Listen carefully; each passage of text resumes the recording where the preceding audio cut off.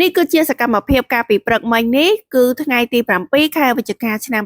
2025ដោយឯកឧត្តមខៀវភិរិទ្ធប្រធានសសយកខេត្តព្រៃវែងបានអញ្ជើញដឹកនាំកិច្ចប្រជុំដ៏មានសារៈសំខាន់ដើម្បីត្រួតពិនិត្យវឌ្ឍនភាពការងារត្រៀមរៀបចំកម្មវិធីសម្ពោធជាផ្លូវការនៅទីស្នាក់ការសហភាពសហព័ន្ធយុវជនកម្ពុជាខេត្តព្រៃវែងមុននឹងចូលទៅដល់កិច្ចប្រជុំគឺឯកឧត្តមបានជំរាបខ្លះៗអំពីប្លង់ពិធីថាយរោងគួរតែដាក់បែបណាបែរមុខទៅខាងណាអីខ្លះៗរួចមកហើយបន្ទាប់មកទៀតឯកឧត្តមក៏ចូលទៅខាងក្នុងហើយខាងក្នុងនេះគឺហលសម្រាប់រៀបចំពិធីសាសនាការរៀបចំកម្មវិធីមួយគឺម៉ត់ចត់ច្បាស់លាស់មែនទែនព្រោះដោយសារមានឋានៈដឹកនាំធំៗជាច្រើនរូបអញ្ជើញចូលរួមនៅក្នុងថ្ងៃនោះផងដែរ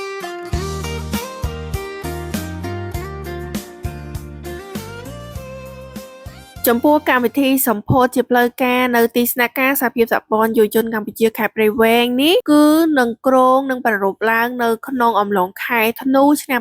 2025ខាងមុខនេះបើយើងគិតសពទៅឥឡូវនេះខែ11ហើយខែ12ជិតដល់ហើយលឿនមែនតែនហ្មងយើងត្រូវរៀបចំច្រើនមុននឹងកម្មវិធីនោះមកដល់ហើយសមិទ្ធផលដ៏ត្រចះត្រចង់នេះមិនមែនគ្រាន់តែជាសំណង់អគារថ្មីមួយប៉ុណ្ណោះទេតែវាគឺជាការបង្ហាញយ៉ាងច្បាស់អំពីស្មារតីរួមគុណតម្លៃតែមួយដែលបានក្លាយជាការពិតហើយអគារទីស្នាក់ការថ្មីនេះគឺជាញើសឈាមនិងការលះបង់ដ៏ថ្លៃថ្លារបស់ថ្នាក់ដឹកនាំសមា